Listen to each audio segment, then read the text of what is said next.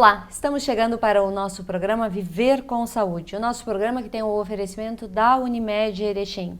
E a Unimed que possui 2 farmácias em Erechim e 1 farmácia em Getúlio Vargas. E lembrando que as farmácias da Unimed também funcionam aos domingos. Então, na hora de escolher os seus medicamentos, lembre-se das farmácias Unimed. Hoje nós vamos falar de um tema bastante importante que é o Agosto Lilás, que celebra o combate à violência contra a mulher. Um assunto que precisa ser debatido, que precisa ser falado. E para falar sobre este assunto, para a gente entender um pouco melhor, está aqui conosco hoje a psicóloga Angélica Neumann. Ela também é professora do curso de psicologia da Unicampus Erechim e a gente vai entender um pouquinho melhor esse assunto. Bem-vinda, Angélica. Olá, bom dia, Sandra. Muito obrigada pelo convite em estar aqui para falar de um tema que é tão importante. Pois é, Agosto Lilás. A gente não precisa falar desse assunto somente no mês de agosto. A violência da mulher ela tem tomado proporções muito maiores do que se imaginava. E violência de todas as formas. O que aconteceu que aflorou tanto isso? Então, de fato, acho que o mês de agosto, ele é um mês para a gente poder marcar e pensar sobre, né? Assim como quando a gente tem o Dia da Mulher, é para a gente poder pensar sobre algumas coisas naquele período. Porque a violência, ela não tem período, né? Ela não tem época para acontecer. E eu não sei se a violência, ela de fato tem acontecido mais agora ou se ela tem aparecido mais agora. Porque quando a gente vai conversando mais sobre a violência, né, por exemplo, nesses espaços que nós temos aqui, a gente dá espaço para que as pessoas possam falar sobre, conversar mais. Porque quando a gente vai olhando retrospectivamente, a violência ela é muito presente na nossa história por muito tempo e agora a gente tem tido esse foco maior de poder conversar mais e dar essa visibilidade para um fenômeno, né, para uma situação que é muito, muito presente em toda a nossa história. Verdade. A Lei Maria da Penha, que foi sancionada ainda em 2006 e completou 15 anos recentemente, no dia 7 de agosto, ela veio justamente para combater fazer esse enfrentamento e preservar a vida da mulher. Mas nem todas as mulheres elas denunciam essa violência porque elas dependem muitas vezes do marido, elas dependem de algumas situações e mesmo até por causa dos filhos não denunciam. Quando a mulher não denuncia essa violência, ela abre espaço para mais violência e até contra os filhos? De alguma maneira, sim, porque justamente por esse caráter histórico da violência, de ser um fenômeno que já existe há muito tempo na nossa sociedade, existe uma certa naturalização, né, de que é assim mesmo. Às vezes muitas mulheres que sofreram violência, que sofrem violência, que vivem violência nos relacionamentos, tiveram na sua família relações de violência, já viram a violência na família paterna, materna. Então, muitas vezes existe uma naturalização, né, de que é assim mesmo, ou eu não sei se saindo daqui eu vou encontrar uma outra relação que vai ser melhor, né? Então, eu acho que existe uma dependência, assim, né, do parceiro atual, muitas vezes por questões que são financeiras, que são reais, mas acho que a gente está falando de algo que também vem daquilo que eu aprendo sobre o que pode ser um relacionamento, o que eu posso esperar do outro, né? Então, existem muitas questões implicadas nessa situação da violência e pela mulher não conseguir sair, isso também acaba permitindo que isso se perpetue, né? Porque esse homem que comete a violência, que agride, ele também acaba ficando mais forte na relação. Porque a mulher acaba, de alguma maneira, não sei se seria essa palavra, mas tolerando, aguentando, né? Se mantendo ali, e isso alimenta ele também, né?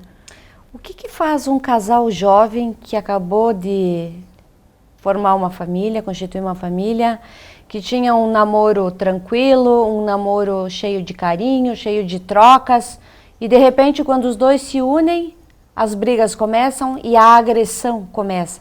Muitas vezes não é só o tapa, essa forma, mas é a agressão verbal que machuca às vezes muito mais. Por que muda tanto a personalidade? De fato, não é só a agressão física, né? Geralmente a agressão física, ela é a ponta do iceberg, né? Quando uma agressão física acontece, geralmente vem de uma caminhada anterior de muitas outras agressões verbais, psicológicas, que vão se construindo antes de chegar na agressão física. E eu não sei se de fato acontece uma mudança de personalidade ou se aquilo já faz parte da personalidade, porque geralmente são relações em que no início tem muito carinho, né, tem um cuidado, e para as pessoas que vivem uma relação de violência, às vezes é muito difícil até mesmo de diferenciar o que é carinho e o que é violência. Por exemplo, questões de controle, né? Ah, eu não quero que tu saia com essa roupa, né? Ou eu não quero que tu vá em tal lugar, ou que tu faça isso, ou que tu faça aquilo, que são situações de cerceamento, né, da liberdade, que às vezes pode parecer um cuidado e um carinho, mas que também pode ser uma violência na medida em que impede o contato, né, da mulher que está sendo vítima da violência com outras pessoas, que vai diminuindo a sua rede de contato. Então, às vezes, fica muito misturado o que é um cuidado com o relacionamento, o que é carinho com aquela pessoa, né, do que já está começando a se configurar como uma violência, até que isso eclode, mas é um relacionamento que começa a se construir dessa forma. E por isso que é tão difícil de ver ele quando isso começa. E até porque, Sandra, um relacionamento dificilmente ele é violento o tempo inteiro. Esse é o maior entrave que às vezes não permite uma separação, né? Sim.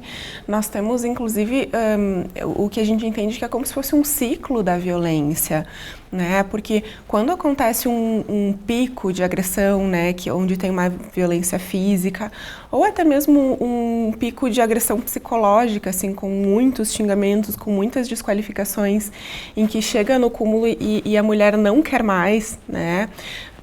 Muitas vezes, quando ocorre aquela ruptura, tem uma separação temporária e na forma como aquele relacionamento acontece, muitas vezes esse homem ele volta, ele pede desculpas, né? Ele se arrepende porque esse relacionamento também importa para ele, né? Então ele pede desculpas, ele promete que aquilo nunca mais vai acontecer e volta a ser a agir daquela maneira carinhosa, né? Como tinha lá no início do relacionamento, e isso dura por um tempo até que a tensão da relação vai crescendo de novo, né? Vai aumentando de novo e tudo aquilo que culminou na violência volta a acontecer.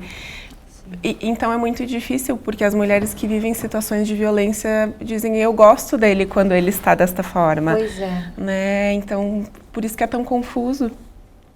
É tão confuso. Por que às vezes alguns homens eles são tão carinhosos com os amigos, com o pai, com a mãe, com a irmã, enfim, com o ciclo de amizades, mas chega dentro de casa e eles se transformam? É duas personalidades? O que é isso?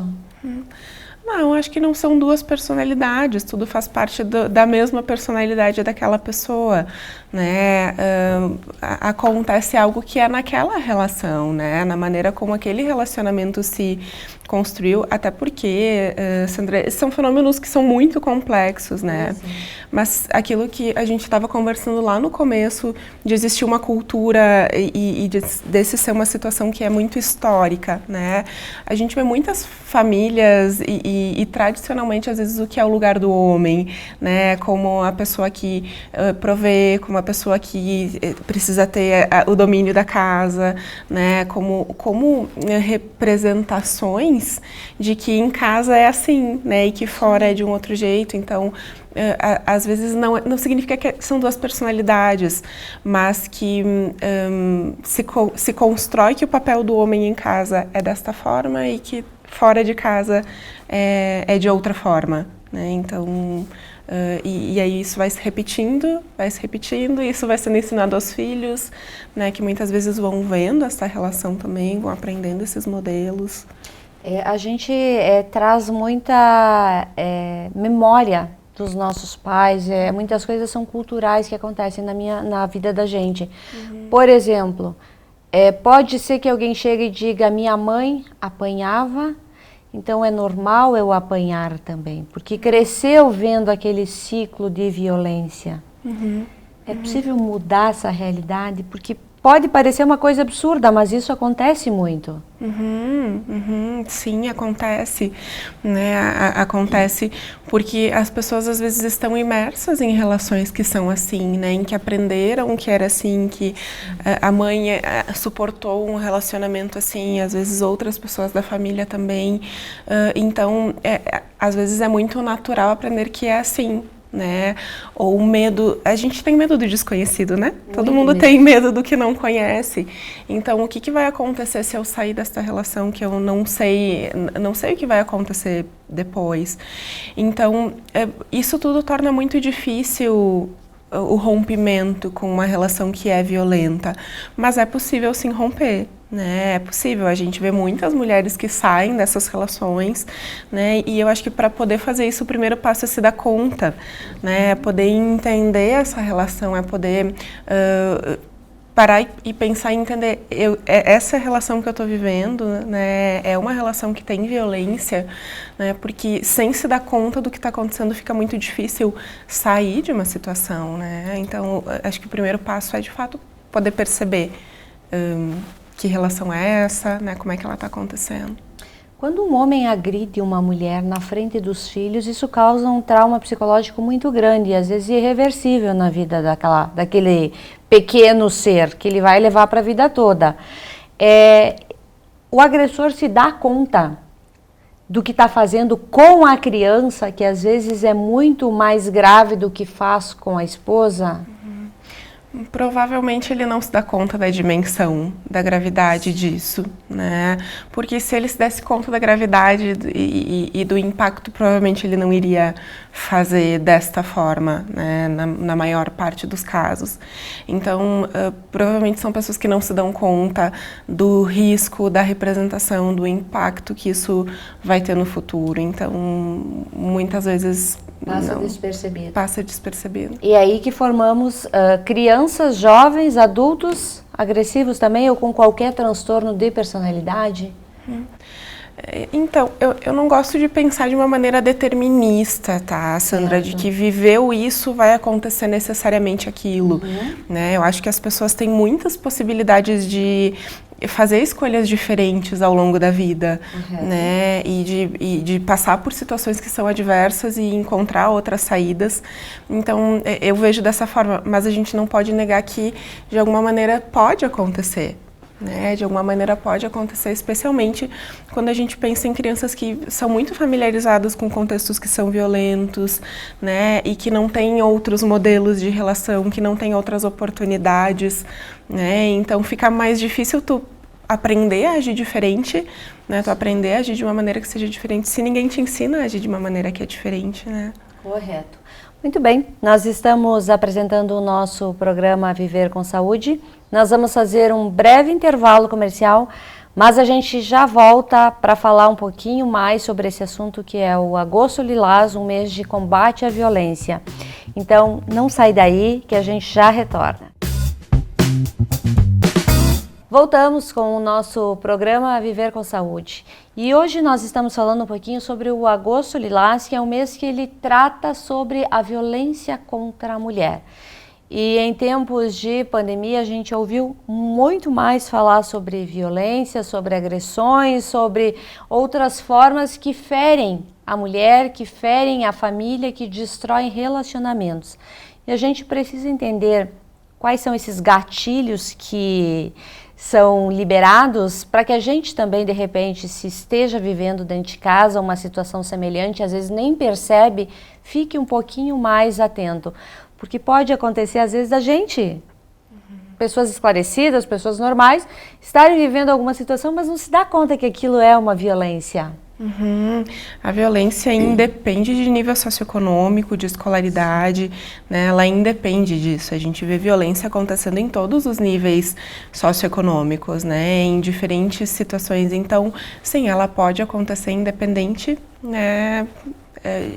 De outros fatores econômicos escolares. Verdade. Você realizou uma pesquisa com jovens casais também para entender esses relacionamentos. Eu gostaria que tu explicasse um pouquinho para nós e trouxesse um pouquinho desses resultados para que a gente conheça. Sim, isso mesmo. Eu fiz essa pesquisa que eu desenvolvi foi tanto com jovens casais quanto no início era para ser só com jovens casais, certo. Mas em função do contexto da pandemia a gente estendeu ela para casais de todas as idades, né, para poder entender quais são os impactos do distanciamento social, né, desse período que nós vivemos no relacionamento. E nós pesquisamos várias informações possíveis, né? O que nós descobrimos? Que para impactar no relacionamento, né, a pandemia em si, né, ou seja, os estressores vinculados à pandemia, né, de questões financeiras, questões de adoecimento, né, e o próprio tempo em que as pessoas ficaram em distanciamento social, né, mais isoladas em casa, isso não é determinante para os impactos na qualidade no relacionamento ou para o desejo de se separar, por exemplo, que é algo que a gente ouviu falar tanto nesse período. Mas que o que acontece é que para os relacionamentos que já tinham problemas antes, que já tinham circunstâncias estressoras antes, né, a pandemia piora a situação. Né?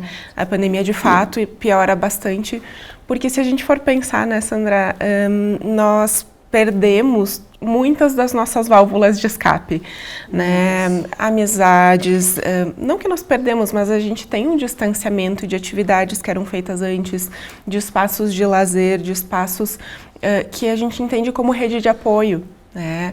Então, para um casal que já tem outras dificuldades e que está restrito ao ambiente doméstico, né, num contexto que é muito estressor, como é um contexto de pandemia, é um ambiente que sim, que ele pode potencializar dificuldades no relacionamento. Assim como para outros casais melhorou muito.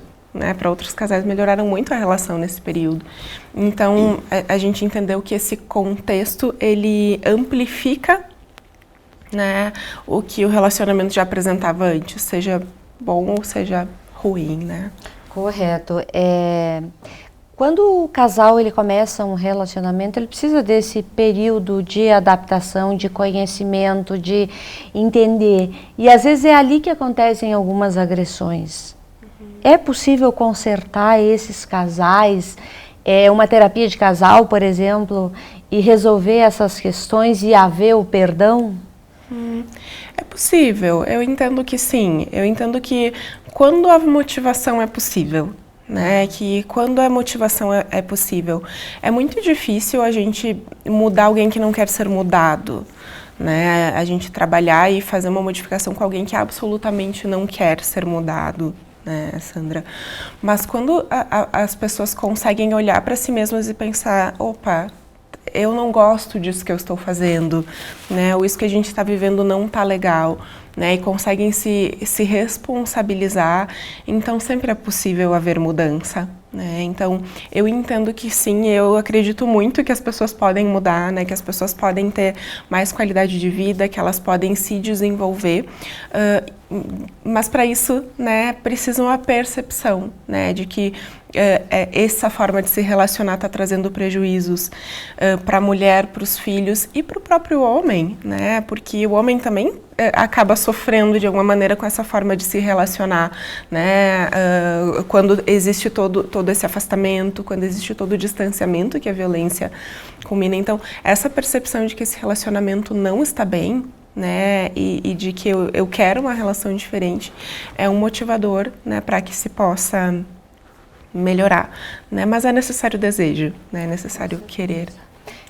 Quando a violência é motivada pelo uso de drogas e bebidas também, de que forma administrar essa situação dentro de casa? Porque às vezes a pessoa não é uma pessoa agressiva, mas por ela estar fazendo uso desses entorpecentes, ela se tornou uma pessoa agressiva. Nesses casos é necessário fazer o tratamento, né, da dependência química, né, do alcoolismo, se é o caso, né, ou do uso abusivo de álcool ou do uso abusivo de drogas. Então aqui tem uma questão anterior, né, que precisa ser vista, que precisa ser tratada. Então não é só tratar o relacionamento, né, precisa, para que a relação possa se reestabelecer, é necessário um tratamento também, né, do uso abusivo de substâncias. Correto. Perda de emprego também é um fator que desencadeia muitas vezes a violência dentro de casa. Pode desencadear, né? Pode desencadear na medida em que é uma mudança muito grande para o homem, né? Perder o emprego para qualquer pessoa é muito difícil, né? A perda da ocupação. Para os homens é muito difícil. O emprego tem uma questão de identidade, né? Então, a gente perde o emprego, às vezes a gente é como se perdesse um pedacinho da identidade, né? De quem a gente é.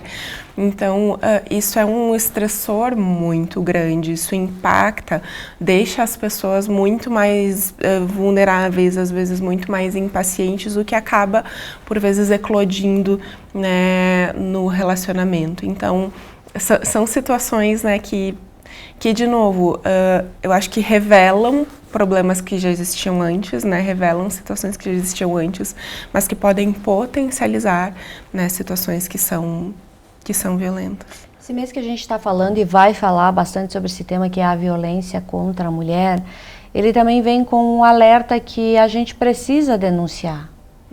Sempre. E precisa se fortalecer, às vezes, com terapias. Não é só fazer a denúncia. Você precisa buscar a tua cura. Porque isso gera uma doença na alma que precisa ser tratada. E tem mulheres que não fazem isso. Geralmente as mulheres que vivem situações de violência, elas têm uma preocupação tão grande com o outro, né? Tem uma preocupação tão grande com as outras pessoas que elas acabam se deixando em último lugar, né? Então acabam muitas vezes tolerando as situações que são de violência porque se preocupam com esse homem, porque é evidente, tem carinho, né? Tem afeto, tem um sentimento, senão não haveria relação.